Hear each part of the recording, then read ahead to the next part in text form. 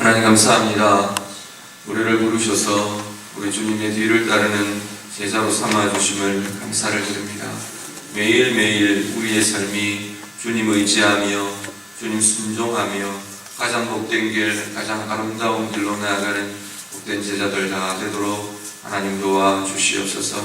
이 아침도 주의 음성 듣기를 원하며 주님 앞에 나왔습니다. 주의 음성, 주의 말씀 귀 기울여 듣게 하시고 우리의 영혼에 주님을 향한 결단이 있게 하시고 주님 함께 하시는, 주님 들어주시는 응답의 자리, 기도의 자리 다 되게 하여 주시옵소서. 주일 주님 앞에 예배하는 모든 자리들마다 복되게 하시고 예배함으로 치유되고 예배함으로 힘을 얻고 예배함으로 주의 권세 아래 서는 복된 자리들 다 되도록 주님 도와주시옵소서. 예수님 이름으로 기도드립니다. 아멘. 성경 말씀 읽겠습니다. 누가복음 9장 18절에서 36절 말씀입니다. 신약성경 누가복음 9장 18절부터 36절까지 말씀입니다.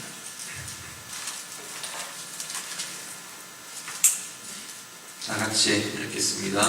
예수께서 따로 기도하실 때 제자들이 주와 함께 있더니 서로 이르시되 우리가 나를 누구라고 하느냐?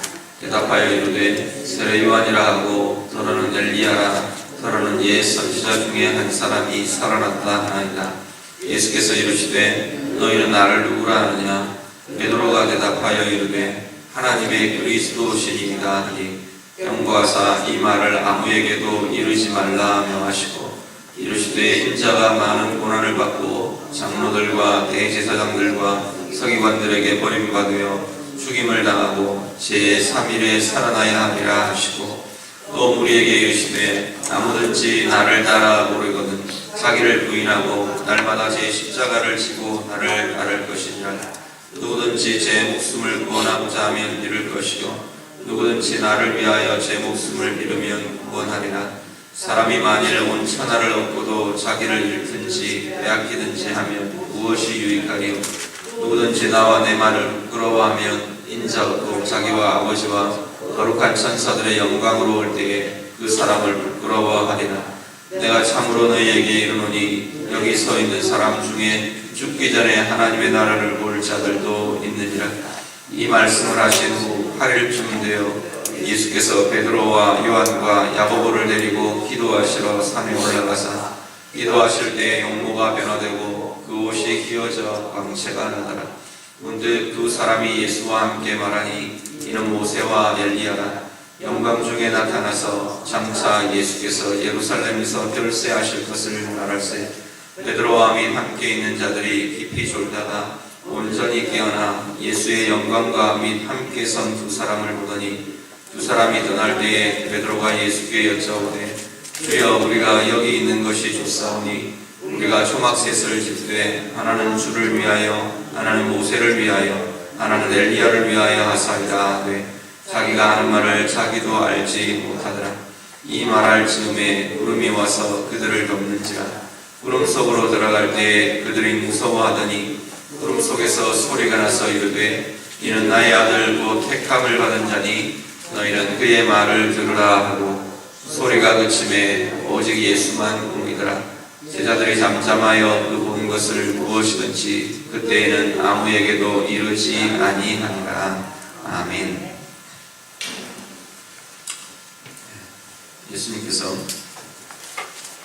아마 28절 이후의 이 내용들은 예수님께서 북쪽에 있는 이제 갈릴리의 북쪽 끝으로 행하시면서 다니시면서 전도하시고 복음 사역을 할 때 그때의 일들로 보여집니다. 마태복음에는 이 지역을 빌립보 가이사랴라는 지역을 다니실 때 행하셨던 그런 모습으로 소개를 합니다. 그 지역을 지나시면서 예수님께서 제자들에게 질문을 하셨습니다. 사람들이 나를 누구라고 하느냐라고 질문을 하십니다. 거기에 대해서 제자들이 세례 요한이라고도 합니다. 엘리야라고도 합니다. 이전에 있던 능력 있던 큰 선지자 중에 한 사람이 다시 살아났다고도 합니다. 라고 예수님에게 이렇게 보고를 합니다. 그러니까 예수님께서 20절 말씀에 너희는 나를 누구라 하느냐? 라고 예수님께서 물으십니다. 예수님께서 나를 누구라고 하느냐? 라고 물으시는 이 질문은 단지 사람들의 의견이나 어떤 사람들의 여론이나 이런 것들을 물어보고 알아보고 싶어 하시는 그러한 의도나 그러한 내용은 아니라는 겁니다. 예수님이 누구시냐라고 하는 이 질문은 사실 오늘 우리에게도 우리의 신앙, 우리의 삶이 무엇을 이루어가고 무엇을 고민하고 무엇을 세워가야 하는가에 있어서 어쩌면 가장 핵심적인 질문일 수 있습니다. 나는 예수님을 누구라고 믿느냐? 나는 예수님을 누구라고 고백하며 살아가는가? 이것이 내 신앙이나 신앙 안에서 내가 살아가는 나의 삶을 결정하는 가장 중요한 핵심적인 질문일 수 있습니다. 오늘 베드로는 예수님을 두고 하나님의 그리스도입니다 라고 고백합니다. 이 당시에 그리스도라는 의미는 그 땅을 구원하고 온 인류를 구원하고 이 땅을 구원할 왕으로 오신 분이라는 의미입니다. 베드로가 그렇게 고백을 합니다. 오늘 동일하게 우리들에게 예수님이 질문하신다면 나를 누구라고 하느냐? 라고 질문하신다면 오늘 우리의 대답은 무엇일까? 우리 스스로 짚어보실 수 있기를 바랍니다. 우리는 베드로보다 더 나은 대답들을 우리가 하기도 합니다. 굉장히 중요한 이 핵심적인 대답을 우리는 가지고 살아갑니다. 주는 하나님이시고 우리 주님은 하나님의 아들이시고 이 땅을 구원하시는 그리스도이시고 구원자이시고 우리의 왕이시고 우리의 입술은 정말 정확한 대답들을 우리의 입술은 잘 준비하고 있습니다. 문제는 뭐냐면 내 삶이 우리 주님을 누구라고 고백하느냐. 오늘 나의 삶은 우리 예수님에 대해서 우리 주님에 대해서 누구라고 고백하는가. 이 아침에 다시 한 번 더 우리의 입술로 우리의 삶으로 고백하는 그 고백이 있으시기를 간절히 바랍니다. 정말로 주님을 나의 왕이십니다. 나의 구원자이십니다. 라고 고백한다면 거기에 합당한 우리의 삶은 그분을 왕으로 따르는 삶이 우리에게 있어야 할 것이라는 것. 정말로 나의 구원자, 우리의 구원자라는 이 고백이 우리에게 있다면 전적으로 나의 그리스도 되신 그분에게 내 삶에 대해 의지하고 의탁하고 믿음으로 의지하며 내어드리는 삶이 우리 가운데 있어야 한다는 겁니다. 바꾸어 말하면 분명히 그분을 나의 구원자라 나의 그리스도라 고백하는데 내 삶은 나 혼자 붙들고 고민하고 나 혼자 붙잡고 아파하고 끙끙거리고 만약에 그런 삶이 내 삶이라면 두 가지가 상반된 삶이 내 가운데 계속 충돌한다느냐. 전적으로 그분을 나의 그리스도라 나의 구원자라 고백하는 것이 아니라는 거예요. 나의 왕이십니다. 나의 하나님이십니다. 라고 고백한다면 그분께 내 삶을 정말로 순종하며 복종하며 따라가며 그 삶이 우리 가운데 있어야 하는데 내 입술은 주님을 향해 나의 왕이십니다. 나의 하나님이십니다. 그렇게 고백하는데 내 삶은 따라가지 않는다면 진정한 왕으로 고백하는 삶이 아니라는 이야기입니다. 오늘 우리의 삶 가운데 정말로 내가 우리 하나님을 우리 주님을 나의 왕으로 고백하며 온전히 그 앞에 순복하며 순종하며 그렇게 나아가고 있는가? 나의 구원자라 고백하며 온전히 의지하고 온전히 믿음으로 주님 앞에 정말 모든 것 의탁함으로 나는 평안과 진정한 구원을 누리며 진정한 은혜를 누리며 그렇게 살고 있는가? 우리의 삶의 고백이 되실 수 있기를 간절히 바랍니다. 그렇게 주님 앞에서 그 신앙을 고백하는 제자들 앞에 예수님께서 이제 요청을 하시고 핵심적인 22절 이후에 핵심적인 진리를 예수님께서 선포해 주십니다. 그 믿음의 고백 이후에 이 베드로의 고백, 제자들의 고백 이 다음에 이제는 계속해서 핵심적인 십자가의 길에 대해서 예수님께서 이야기를 하십니다. 앞에는 이 고백 앞부분에는 전혀 십자가의 죽으심과 순환에 대한 이야기를 예수님께서 전혀 꺼내놓지 않으십니다. 그런데 이 베드로를 비롯한 이 제자들이 예수님을 그리스도이십니다. 마태복음 표현을 하면 하나님의 아들이시고 이 땅에 오신 그리스도이십니다 라는 이 고백을 들으신 이후에, 이 고백이 일어난 이후에야 이제 이 그리스도가 어떤 일을 하게 될 것인가를 분명하게 알려주십니다. 예수님의 십자가의 죽으심과 부활에 대해서 확실하게, 분명하게, 구체적으로 말씀해 주고 계십니다. 그것은 뭐냐면 이 그리스도로 오신, 이 그리스도라고 고백한, 그들이 고백한 그 그리스도가 어떤 방식으로 구원을 하실 것인가를 알려주십니다. 당신의 죽으심과 당신의 생명을 주심, 이것을 통해서 온 인류를 구원하게 될 것이라는 죽으심과 부활에 대해서 분명하게 알려주고 계십니다. 그리고 이어서 23절 이후에는 그 뒤를 따라오는 제자들의 삶은 어떤 것인가, 제자의 길에 대해서 알려주십니다. 제자라고 하는 것은 그냥 단지 말씀을 배우는 사람들, 그러한 의미들이 아닙니다. 오늘 본문에도 보면 예수님께서 나를 따라오려거든, 23절에 나를 따라오려거든 이라고 전제를 하고 말씀하십니다. 예수의 제자라고 하는 것은 예수님의 뒤를 따라가는 사람입니다. 그분이 가신 길을, 스승이 가신 길을 그대로 우리도 함께 따라가는 자들, 그 사람들이 예수의 제자들이라는 겁니다. 우리를 두고, 우리 스스로를 두고 우리는 예수님의 제자라고 말합니다.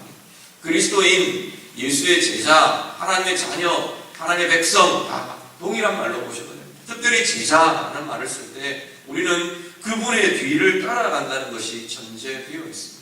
정말로 나는 예수님의 뒤를 따라가는 것인가? 어떤 것이 예수님의 뒤를 따라간다고 하느냐? 오늘 23절, 24절에 이야기합니다. 어떤 것이라고 말하냐면 자기를 부인하고 제 십자가를 지고 따라가는 것, 그것이 예수님을 따라가는 것이다 라고 말씀합니다. 십자가를 진다는 것, 우리 십자가는 보통 고통을 십자가라고 많이 생각합니다.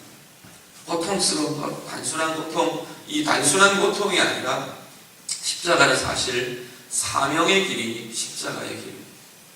내가 십자가의 길을 간다, 나도 내 십자가를 진다. 그것은 뭐냐면 한 가지는 여기 앞에 이야기하고 있는 것처럼 나를 부인하는 것, 내가 원하는 것, 내가 갖고 싶은 것, 내가 바라는 것을 포기할 수 있는 것, 그게 십자가의 길입니다. 그리고 또 하나 십자가는 뭐냐면 하나님이 우리를 향해, 나를 향해 하나님이 바라고 원하시는 그 사명의 길, 하나님이 원하시는 그 길, 주님이 원하시는 그 길을 내가 가는 것, 내가 원하는 길을 가는 게 아니라 주님이 원하시는 길을 따라가게 되는 것, 그것이 십자가의 길이라는 것. 예수님은 그렇게 하셨어요. 하나님 앞에 아버지께 마지막 기도를 드리시는 장면들을 우리가 기억하실 겁니다. 아버지, 이것 내가 받지 않기를, 이 잔을 내가 받지 않기를 원해요. 그렇지만 아버지께서 원하신다면 내가 순종하며 그 길을 가겠습니다. 그것이 주님이 가신 길이었습니다. 오늘 우리들 앞에 놓여지는 우리의 인생길들을 바라보면서 주님이 원하시는 게 뭔가, 우리 주님이 바라시는 게 뭔가, 그것 때문에 내가 원하는 것, 내가 바라는 것, 내가 누리기를 원하는 것, 내가 그럴 수 있는 것, 내가 내려놓고 내 자신을 포기하고, 그리고 주님이 원하시는 그 길을 가는 우리 주님의 온전한 제자들을 다 되실 수 있기를 간절히 바랍니다. 28절 이후에 36절까지는 우리가 보통 변화산이라고 부르는 곳에 올라갔을 때의 이야기입니다. 변화산이라고 이름이 붙여져 있는 산은 없습니다. 높은 산에 아마 올라가신 것 같아요. 이 공간적이거나 시간적인 이 경로를 봤을 때 보통 학자들이 헐몬산이 아니겠느냐, 그쪽 끝에 있는 굉장히 높은 산, 그 헐몬산이 아니겠느냐 그렇게 추정을 합니다. 거기에 갔을 때 기도하러 높은 산을 올라가는데 예수님께서 호련히 그 용모가 변화되셨다 그렇게 말합니다. 빛나는 광채가 나섰다 그렇게 말합니다. 이 변화된 이 모습은 아마도 예수님께서 이제 십자가의 죽으심, 부활을 앞두고 부활의 영광을 제자들에게 목격하게 하신, 체험하게 하신 그러한 것으로 보여집니다. 부활의 영광을 보여주십니다.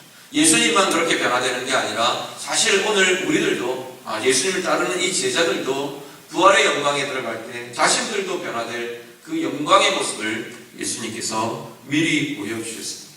보니까 제자들이 정신을 차려보니까 모세와 엘리야가 나타나서 예수님과 대화를 하고 있었습니다.